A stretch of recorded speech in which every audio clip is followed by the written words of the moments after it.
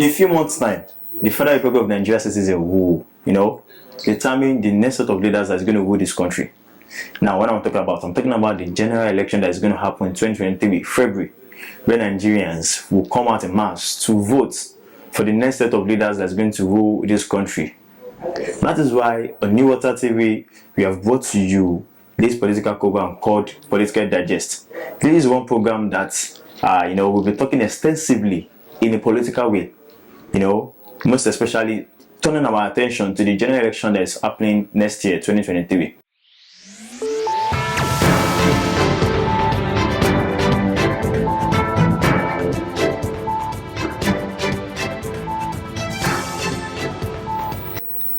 On today's maiden episode of Political Digest New Water TV, I have someone who is intellectual in the political area, someone who can do justice to the topic we'll be discussing today. And what's the topic? 2023. Do we actually have a mind for a rerun, or better still, 2023 general election? Any possibility for a runoff, election?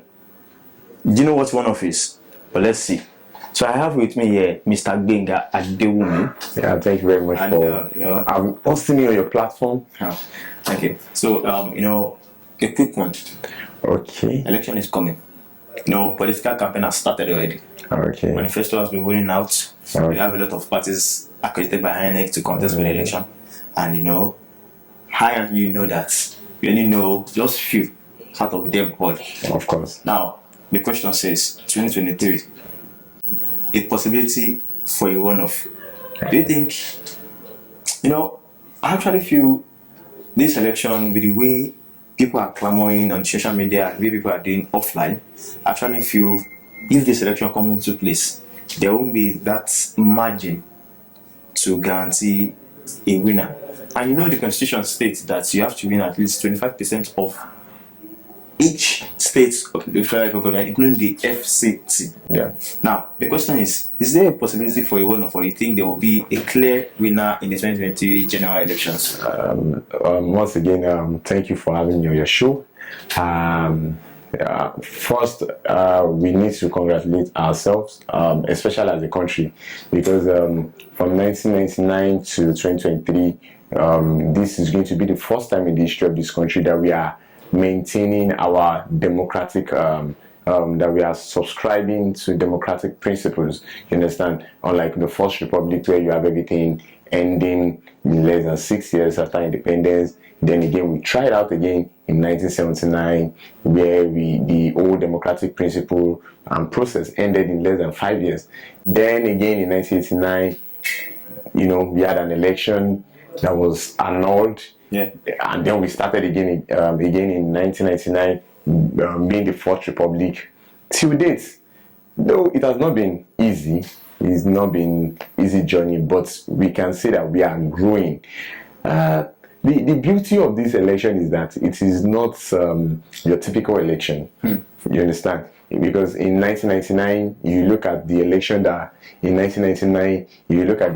brought in the former president Olusegun Obasanjo, you're going to see that it was characterized by some factors, some factors like, okay, let's compensate the Southwest for Abiola's demise. Then if you look at the election that brought in someone like Yar'Adua, it was not based on the fact that he is the best candidate.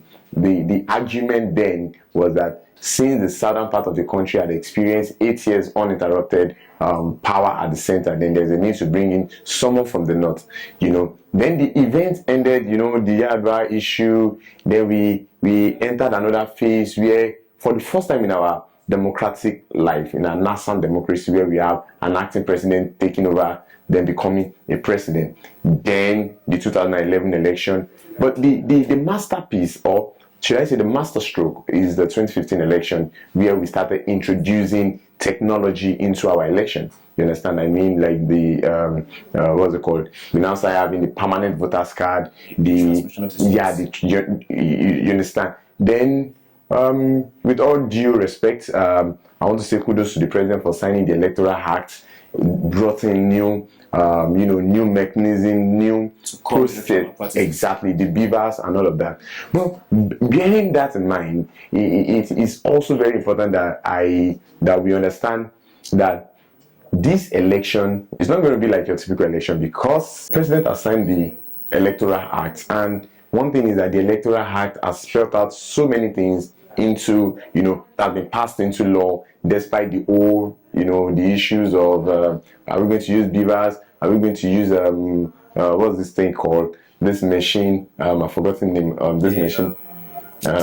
Trying to remember as well. Okay, yes, for accreditation and all of that. Yeah. But the thing, Smart card reader. the smart card reader, the change maker in this election is that also for the first time we are having a presidential candidate, or it's not going to be the first time. This is the second time that is happening. We are having a Muslim, we are having a Muslim candidate and a VP candidate, also a Muslim from the ruling party. But for the first time, we are having another scenario that is very rare, where the principle of power shift between the North and South will not be respected by the PDP, despite the fact that it is in the party constitution. Then don't forget that we have another strong candidates from the likes of the Kano great man, Dr. Rabi Kwankwaso. Then we also have the Peter Obi factor. We have the Omishore factor. We have the I said Omishore Showore factor. So this election is not. There are a lot of issues, because if you look at each candidate, if you look at their capacity, you have Bola Ahmed Tinubu coming from the southwest. You understand? The southwest, according to INEC database, that region has the second highest voting bloc after the northwest. Now you have Rabi Kwankwaso with the Kwankwasiya movement coming from the northwest. You understand? Kano in particular, with a state with one of the largest voting strengths. You understand? So you have Alhaji Atiku Abubakar, of course, who politically you can say is the face of the opposition. But the problem with Alhaji Atiku Abubakar is that this is not 2019, where he can say, okay, I have the South, the support of the Southeast and the South, because from the Southeast we are having Peter Obi coming up.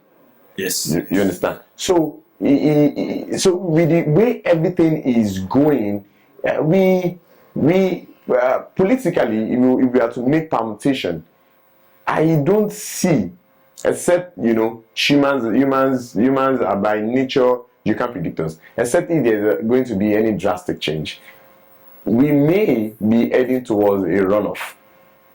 And you actually feel like, okay, after the completion of the election, yes, there isn't going to be a straightforward margin to declare. The fact that we have strong men from every region, different facets of the country, and not just from every region. We also have presidential candidates, the youth, according to INEC.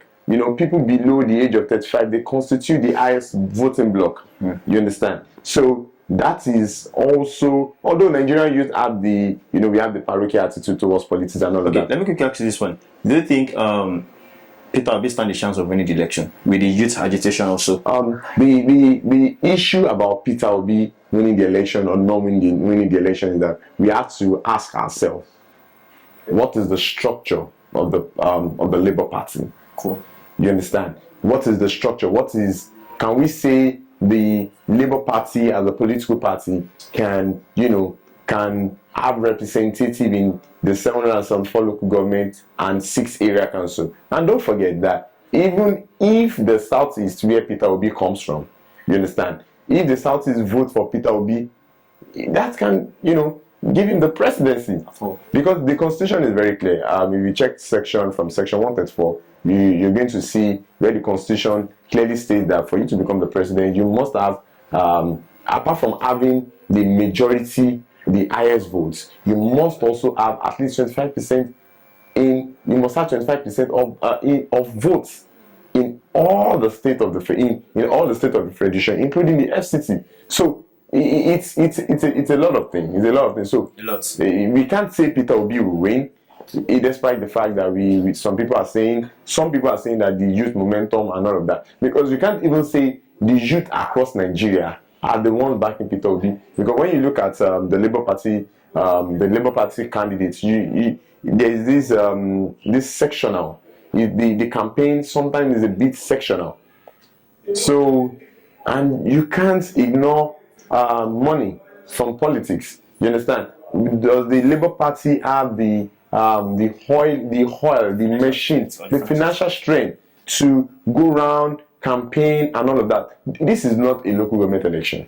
This is a presidential election. It's very expensive. Very expensive. So, you know, the reason why I said that we may be having a runoff is because if none of the candidates gets 25% of the votes in two-thirds of the state of the federation, as the constitution clearly states, we may be heading towards a runoff election, and that will be the first time we are going to be having that in our political history. And also, there is another thing that I'd like to mention is that the constitution, from section 131 or so, talks about that for you to be the declared president of Nigeria, you must be a Nigerian by birth. And the candidate of the PDP, Alhaji Atiku Abubakar, is still having that. He has not even cleared that allegation. Yeah, because if you check his date of birth, as at the time he was born, the place where he was born was not under Nigeria as at that time. That region, which is in Adamawa State today, in Jada, became part of Nigeria by plebiscite. So that means if you want to look at it constitutionally, Alhaji Atiku Abubakar is not even a Nigerian by birth. So apart from having a runoff election, I think we should even be looking at some of the post-election issues that may come up and all of that. But that's just the way it is. It's democracy. Okay. Before we end, I want to ask. We have a lot of political parties in Nigeria. Of course.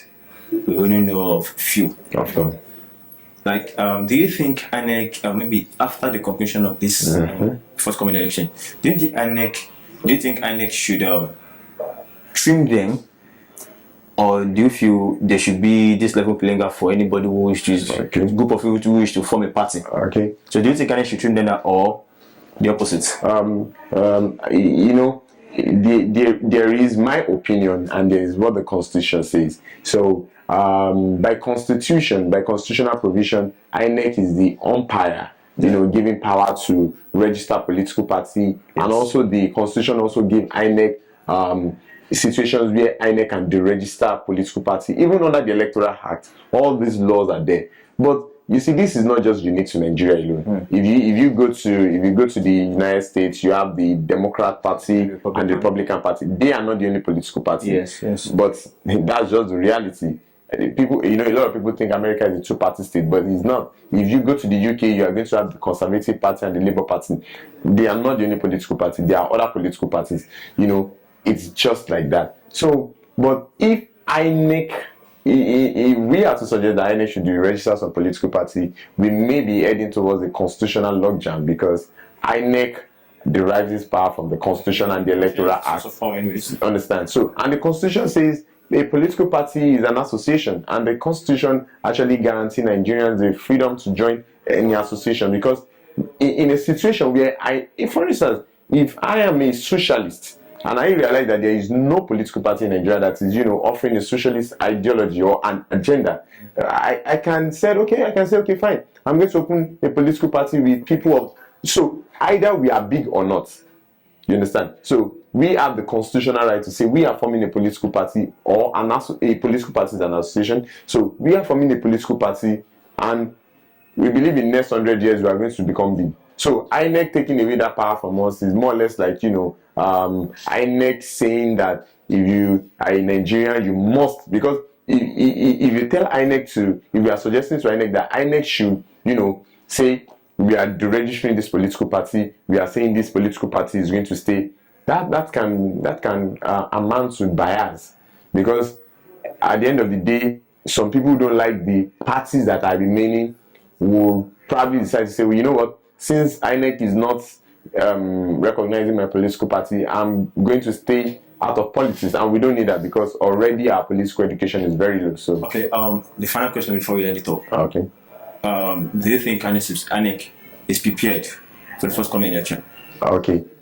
Personally, you can't compare the INEC of 2007 to the INEC of 2023. You understand? So the INEC, the one thing I just want Nigerians to know is that electioneering process is a system that you must continue to improve. Definitely. For instance, in the United States, in 2020, there's an allegation that the election was rigged by the former President Donald Trump. So America, since their independence in 1776, have been practicing democracy since then, and they still have issue with the electoral process. So it's not a Nigerian thing. You understand? It's a universal thing. You understand? So for me, looking at the way INEC is going about it, for the first time, not for the first time, now, a part of our political development, we have the peace the peace committee led Azan Azan Kuka and this man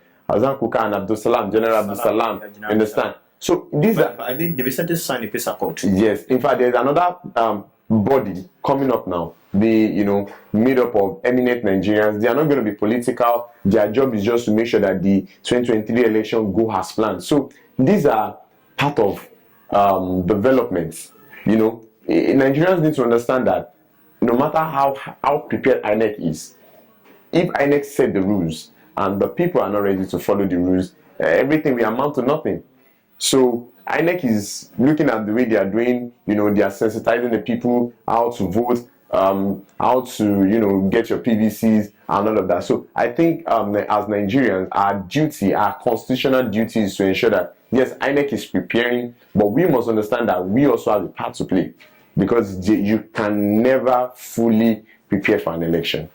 That's my take. But I think on looking at the elections that happened in Ekiti and Osun State, with the whole outcome, we can say that INEC is living up to its expectation. At least that's a valid point.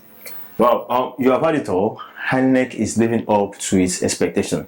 Nigeria is going to start. Nigeria is a blessed country, and we have a lot of politicians vying for top positions. Come February 2023, we will know who the next president of Nigeria will be. Definitely, yes or no? Of course. So, this is the wrap on the maiden edition of Political Digest on New Water TV. Now, you have heard from our seasoned speaker, Mr. Gbenga Adewumi. He has delivered well on those topics or those questions we have asked him. So, the next time we'll be talking on Political Digest, we'll be bringing another beautiful guest, someone who is up to discuss as Mr. Gbenga Adewumi.